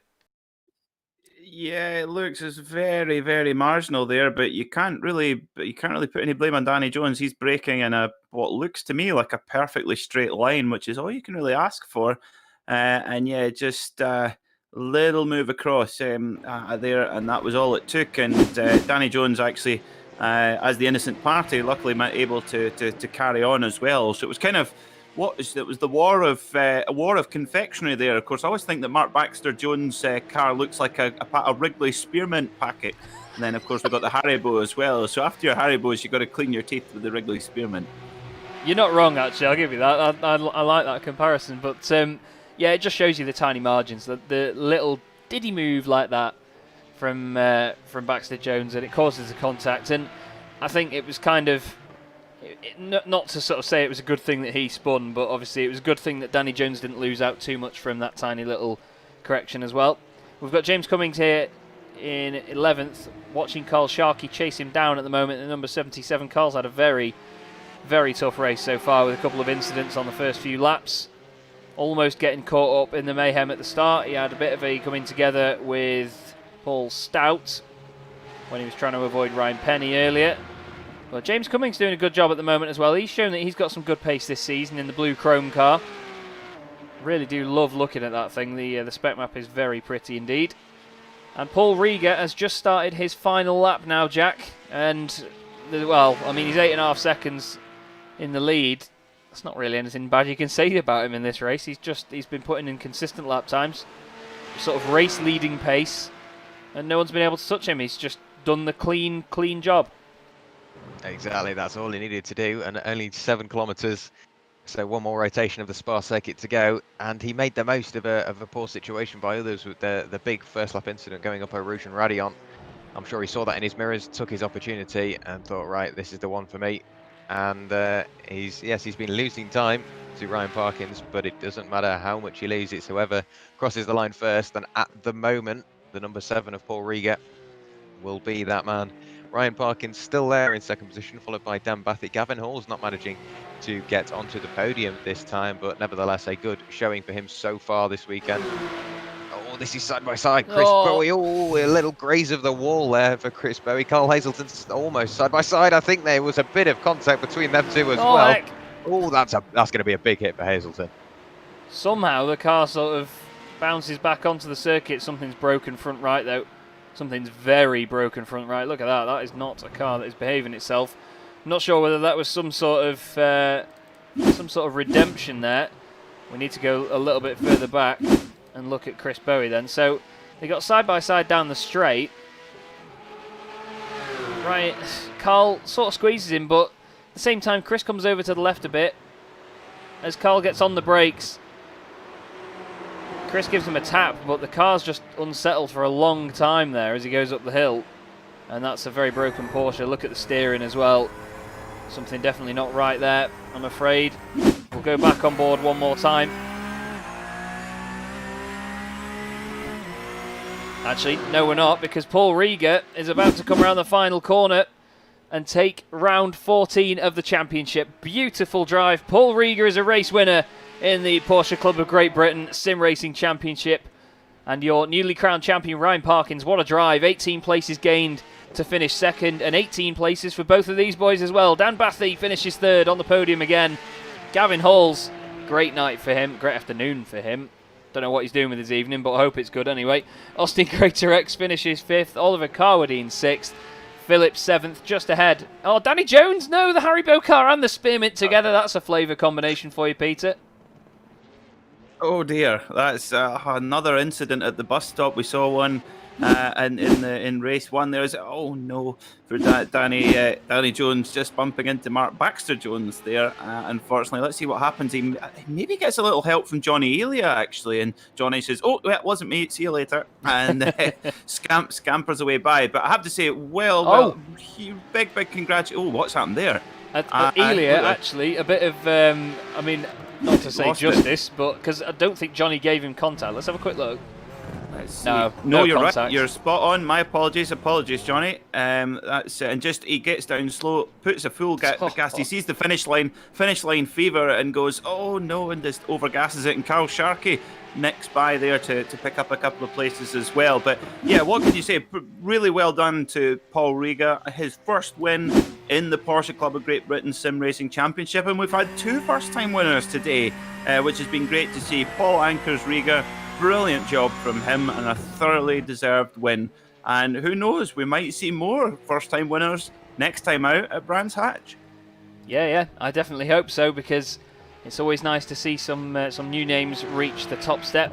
some of these guys all doing donuts and loving life. It's like a McDonald's car park at 11 p.m. but with very expensive cars, not Vauxhall Corsas. But what a brilliant race, and what a brilliant race meeting as well. Oh, we'll ignore what's going on in the background there. Let's not focus on that. That was Chris Bowie there going for a bit of a ride. But Paul Rieger takes the race win. Ryan Parkins 8.5 seconds back in the end. Dan Bathy finishing third with Gavin Halls in fourth. Austin Greatorex in fifth. Oliver Carwooding, great drive for him in sixth. Mark Phillips seventh. Mark Baxter-Jones, well, he loves position 8, doesn't he? Car 8, P8 in both races and in qualifying today. James Cummings finishes 9th. Carl Sharkey finishes 10th. With Johnny Elia, unfortunately, that spin at the end there costed him a few places. Stuart Clark 12th. Ryan Penny 13th. Chris Bowie 14th with Amrik Sashdev 15th. Danny Jones eventually 16th. He lost out a lot because of that incident.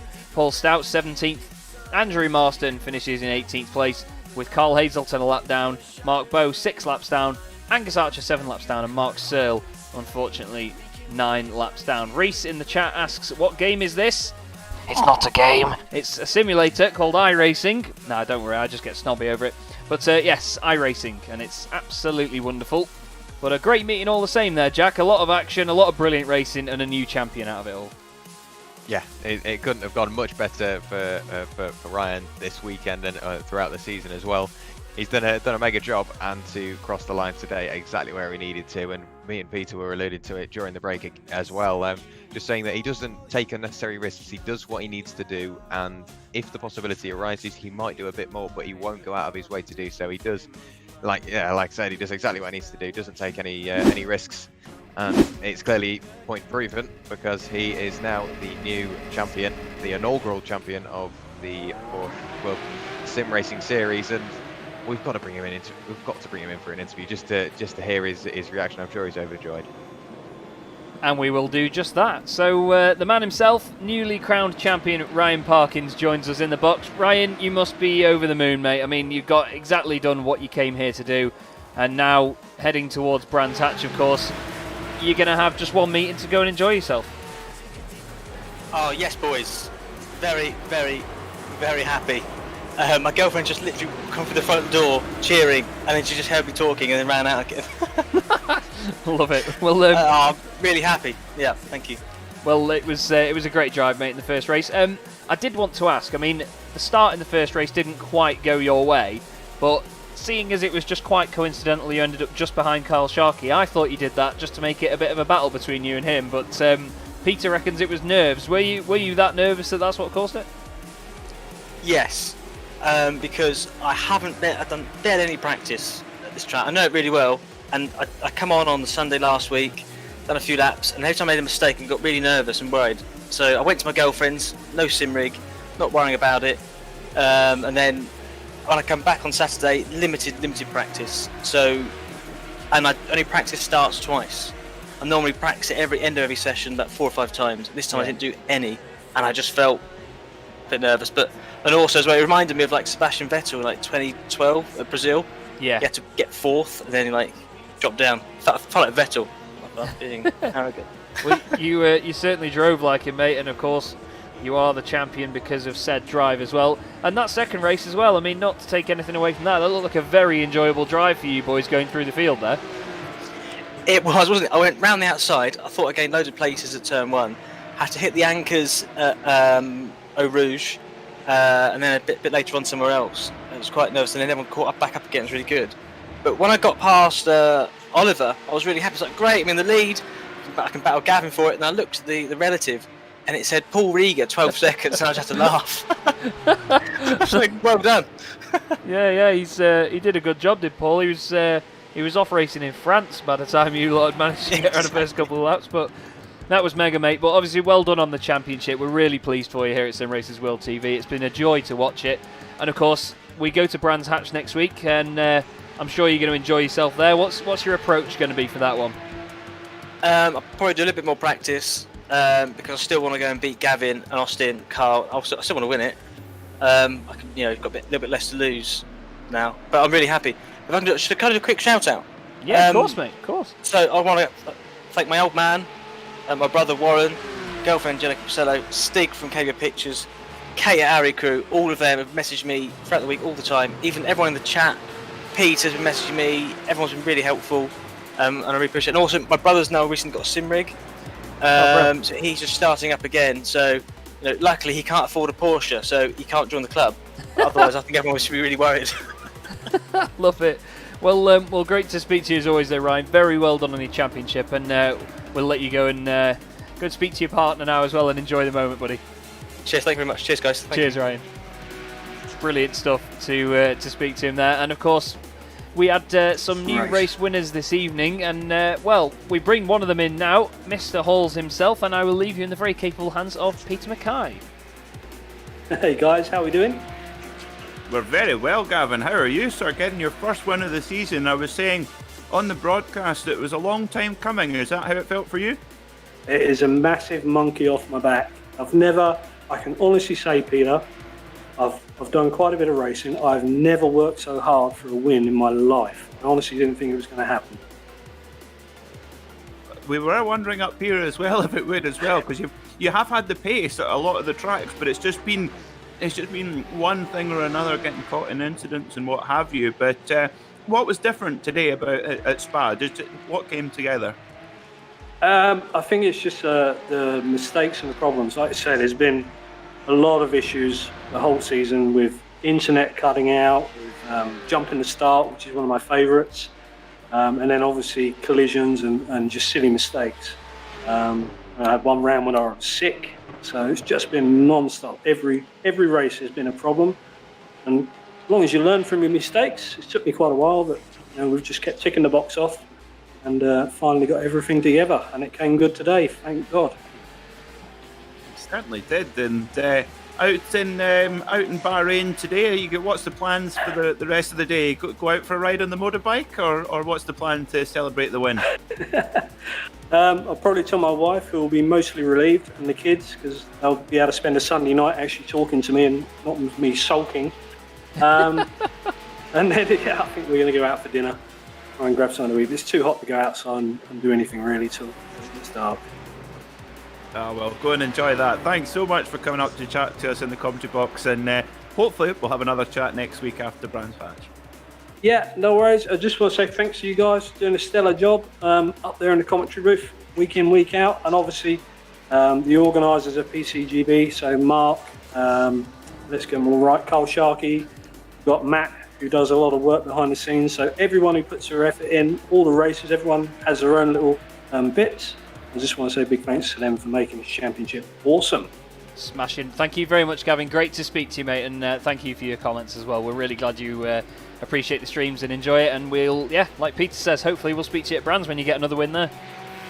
I'm a bit more comfortable at Brands, so I'm looking forward to that one. Cracking. Well, we'll speak to you then, buddy. Cheers, guys. Thanks a lot. Take care. Great character there, and there's one more person in the interview waiting room, Jack, if you want to have this one. Austin Greaterex joins us in the booth after another strong race meeting. Austin, I'll leave you in the very capable hands of Mr. Werrell. Thank you. Afternoon, Austin. It's been a good day for you, because obviously P5 in race 2, so that's a good haul of points, and you had the attentions of Ryan Parkins coming up through the order as well, and then you were chasing down Gavin Halls towards the end of the race. Is there much that could have gone wrong for you today? Firstly, I'd just like to congratulate Ryan on the championship. He's put in a very strong showing all year, and he deserves it massively.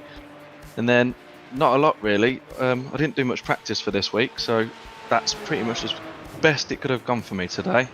I think I was 4th in the race one. I didn't actually podium, so I probably shouldn't be here, but I just wanted to congratulate Ryan. But yeah, 4th and a 5th, and it's caught me closer to 2nd in the championship, and I pulled away from 4th slightly.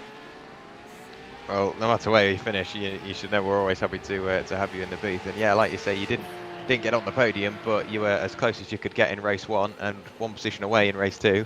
So you've done everything you need to today. And Spa's one of those circuits. You say you didn't do much practice, and Ryan also said something similar. He didn't do much practice at the circuit. Would you say, in a way, Spa can be quite forgiving if you haven't done much practice, but it's very easy to over practice? Well, I say I've not done much practice. I haven't done any practice in this car. I can't lie, I did the 24 hours of Spa. That was it last weekend? I think it was last weekend, if not the weekend before. So something like that. I have actually done a lot of practice, so to speak, just obviously not in the cup, but it is quite forgiving, and as long as you're not overdriving the cup, then you know where roughly all your points are. It's the same in most cars here, so it's quite easy to learn. It's just hard to master, I guess. Yeah, and it's we were talking about it up in the box that the car can be very tricky to handle, and especially at Spa with it being such an undulating circuit, it can be quite the handful. Going into Brands Hatch, once again a circuit that's very undulating and not as wide as Spa. It's not got massive amounts in the way of runoff, but it's one of those circuits which I think we just associate with real close racing generally. Is that something you're looking forward to at Brands? I am. I've not actually raced Brands Hatch in anything like this. I've done it once in an MX-5 on this, so it's going to be new. I'm actually going to try and put some practice in this week, but it should make for very good racing. I almost feel it'll be kind of like Zandvoort. It could be quite one-lined in places because everything's over a crest or a blind corner or bits like that, but it should make for good racing. Hopefully I can get a podium or two and close the gap on second, possibly. That would be the best way it could go at Brands. And one final quick one. At the end of race one, we saw you and Parkins getting nice and close. Are there some feelings going unspoken there? What do you mean? When we're After you'd crossed the line, you're having a bit of a kiss and a cuddle, and then we had to look away because it was getting a bit too mature for the audience. But is there something going on between you and Ryan that we should know about? No, not just yet. Maybe in the future, who knows? It was just, I wanted to do some celebratory donuts for him. They said he's worked hard all season, he deserves the championship, so... Whoever thought we'd bring Love Island to sim racing, honestly. Anyway, well, we've got you in the box, mate. And before we let you go, is there anybody you'd like to thank or shout out? Yes, I'd like to thank my team, Quantum Racing, Cobra, same as every week for my seats. Carl and Mark for the whole championship, running it and everything like that. We've got Gavin and Matt Dorrington that obviously do all the practice, helping us midweek. I think that's been a big part of bringing everyone closer in terms of speed in the championship. And then you guys for obviously hosting week in, week out. No problem at all. Yes, and thank you for joining us in the box, and we'll see you in 1 week's time at Brands Hatch. Yes, I'll see you then, guys. Again, thank you very much, and well done to Ryan. Cheers, Austin. Thanks, mate. Cheers. Bye. And we actually have one more surprise visitor in the box, the winner of race 2. And like I said, by the end of lap 2 or 3, he was racing in France while the rest of them were in Belgium. Paul Rieger joins us in the box. Paul, that was a very, very beautiful controlled drive. It may not have been the most exciting race of your time on iRacing, but you must be very overjoyed to get that win. Hey, yes, it was good. It was nerve-wracking a little bit, to be honest. As soon as I saw Ryan Parkins' name behind me, I was like, oh god, here we go. So I just had to focus on keeping it on the road and not making any mistakes. So yeah, that was pretty good. Well, when you got a bit of a gap on the guys at the start after there were a few incidents behind and a few battles, did you think that the gap was going to open up that much, or did you think it was going to stay quite stable? No, obviously I did not. In fact, I thought by the exit of turn 1, I would have been facing backwards. So yeah, no, I didn't plan it out at all.